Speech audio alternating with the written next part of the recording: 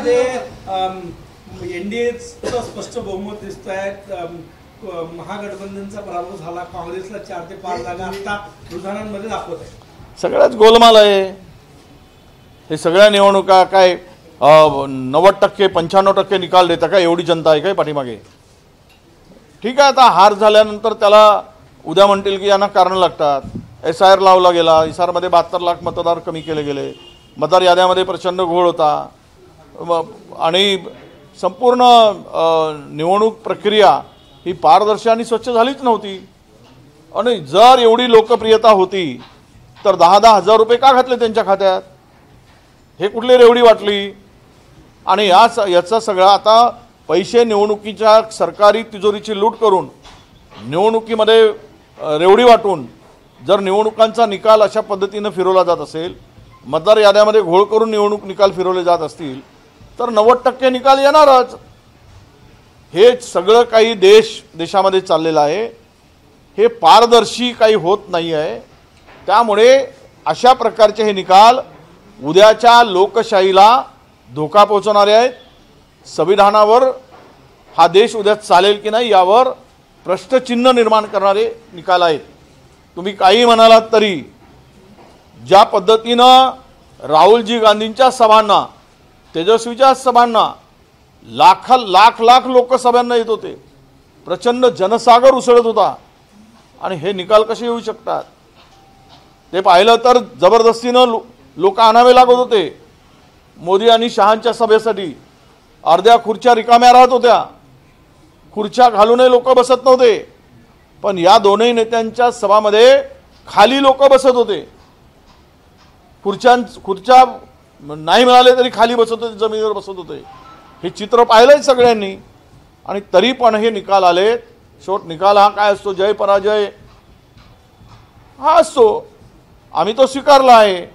पण भविष्य मात्र या देशाचा लोकशाहीवर टिकणार आहे का, ही भविष्यातील चिंता आहे. या सगळ्या घडामोडीनंतर जे निकाल आहे त्यानंतर अंबादास दानवे यांनी काँग्रेसवर वक्तव्य केलेलं आहे की जी महाराष्ट्रामध्ये चूक झाली तीच बिहारमध्ये झाली. काँग्रेसने आता ही वृत्ती बदलावी.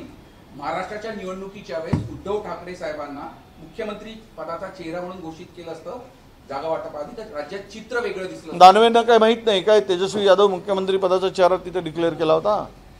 माहिती घ्यावी. आता काहीतरी बोलायचं असेल तर ते बोलू देत. पण बिहारमध्ये तेजस्वी यादव यांचा चेहरा आम्ही घोषित केलाच होता. उलट भाजपानेच तळ्यात मळ्यात चाललं होतं त्या महायुतीचं. महागठबंधनी चेहरा दिला. आता महाराष्ट्राच्या निकालाच्या संदर्भात चाललं तर सर्वच जबाबदार आहेत. कोणी घोळ घातला तर सगळ्यांनीच घातला. जागा वाटपाचा तिढा शेवटपर्यंत त्या सगळ्यामुळेच झाला आहे. हे सगळं सर्वश्रुत आहे. आता झालेलं काही घडलेल्या घटनांवर चर्चा करण्यापेक्षा नव्यानं आपण पुढे जायची तयारी ठेवली पाहिजे.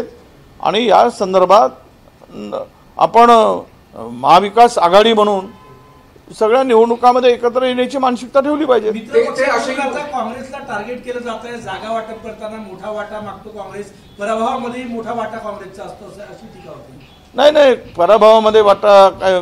कुठे जागा जास्त वाटल्या? बिहारमध्ये जागा आम्ही कुठे जागा जास्त लढवल्या? 150 जागा यांनीच लढवल्यात. आमच्या RJDनी 150 जागा लढवल्यात. आम्ही तर 56 जागा लढवल्यात. त्यामुळे आणि महाराष्ट्राचा विषय काढू नका म्हणा. महाराष्ट्रावर स्वतंत्र चर्चा आपण करू. त्यावर काय दानवेजींच्या सल्ल्याची आवश्यकता पडली तर तो सल्ला नक्की घेऊ त्यांचा.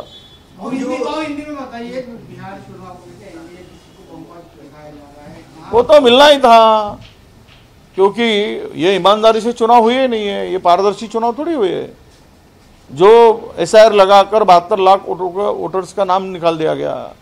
बाद में वोटर लिस्ट में चोरी जगलरी की गई, वोट चोरी, स्पेशल ट्रेनें छोड़ी जाती है. कुछ शिफ्टिंग करने के लिए कुछ वोटर्स ऐसे बनाए गए कि हर राज्य में चुनाव होता है तब वो वहाँ पहुँच जाते हैं. ऐसे 40 लाख वोटर्स है पूरे देश में बनाए गए भाजपा ने कि ट्रेन भर भर के. अब बिहार हो गया तो अभी उनका काम शुरू हो जाएगा कर्नाटक के लिए. वहाँ से फिर वो कर्नाटक आ जाएंगे, वहाँ पे चुनाव के लिए काम चालू हो जाएगा. वो वोट शिफ्टिंग का से वजह से ये चुनाव में कोई चुनाव हारेंगे नहीं, चुनाव जीतेंगे. ऐसे कैसे आता है कि 101 जगह जीतने के बाद में 86 जगह मिलती है? 90% निकाल कैसे आता है? तो इतना बड़ा पॉपुलर थी ये पार्टी, तो 10-10 हजार की विदागी क्यों देनी पड़ी?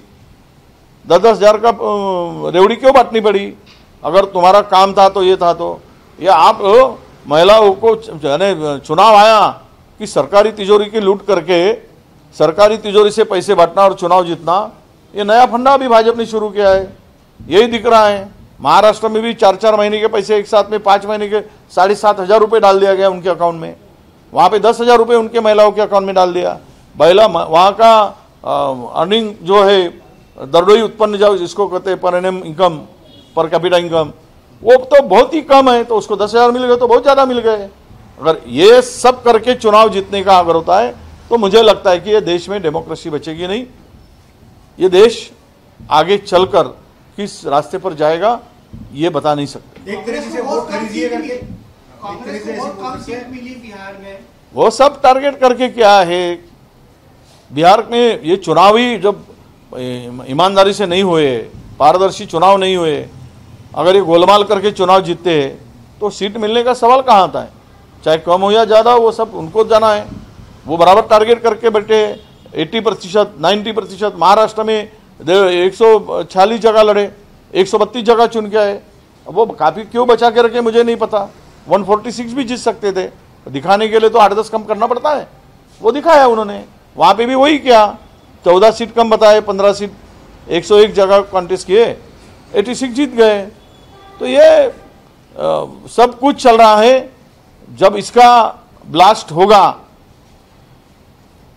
तो लोगों को अपने आंखें तब खुलेंगी। अंबादास दानवे असे बोलले की राज्यात महाविकास आघाडीची म्हणजे आघाडी व्हावी अशी आमची पण इच्छा आहे, पण शेवटल्या क्षणापर्यंत अगदी हे सगळं जागा वाटप ताणलं जातं आणि त्याचा परिणाम निकालावर होतो आणि एका प्रकारे काँग्रेसवर खापर फोडण्याचा प्रयत्न। नाही, काँग्रेसवर नाही, ते स्वतःवरही खापर फोडले आहे। तीनही पक्षालावर खापर फोडले आहे। हे तीनही पक्षाची जबाबदारी आहे वेळेवर जागा वाटप करणं, निवडणुकीच्या पर्यंत वाटणं बघता, आचारसंहितेची वाटणं बघता। बऱ्याच बैठका झाल्या, अनेक जण त्यावेळेस बैठकीतून उठून गेलेत, त्याचं नाव आम्हाला घ्यायचं नाही। त्यामुळे या सगळ्यामध्ये जागेच्या वाटपामध्ये काही फार अंतर नव्हता, त्यामुळे सांगण्याची गरज नाही। आता स्वतंत्र लढत आहेत अनेक ठिकाणी, त्यावेळेस ते निकाल येतील। पण आपण काहीतरी जुनं उकरून काढून नव्यानं तुमची काय भूमिका आहे ते नव्यानं मांडा। नव्यानं आपल्याला सुरुवात करायची नवी इनिंग, पण जुनं काढत जायचं तर तिघेही जबाबदार आहे। त्यावेळेस त्या तीनही पक्षाचे नेते जबाबदार आहेत, असं माझं मत आहे। हो, आता ही भाजपची स्ट्रॅटेजी झालेली आहे निवडणूक जिंकण्यासाठी। या सगळ्या स्ट्रॅटेजीतून आता तुम्ही काही धडा घेऊन काय धडा घेणार? प्रचंड पैसा जमा केला आहे, प्रचंड पैसा वापर केला गेला आहे। काय धडा घ्यायचा? देश लुटून खाल्ला आहे। काय होणार आहे उद्या? पैशातून सत्तेतून पुन्हा संपत्तीतून पुन्हा सत्ता, हे समीकरण करून ठेवलं आहे देशाचं। त्यामुळे देश उद्या मूलभूत प्रश्न जे आहेत त्याच्याशी काही देणे घेणं नाही। जे मूलभूत प्रश्न आहेत, जे विकासाचे प्रश्न आहेत, जनतेच्या हिताचे प्रश्न आहेत, गरिबी सातत्यानं वाढते आहे, बेरोजगारी वाढते आहे, काही विषय देणं घेणं नाही आहे। केवळ एकच, निवडणुका जिंकण्यासाठी वाटेल ते, आणि ते वाटेल ते करतात, निवडणुका जिंकतात।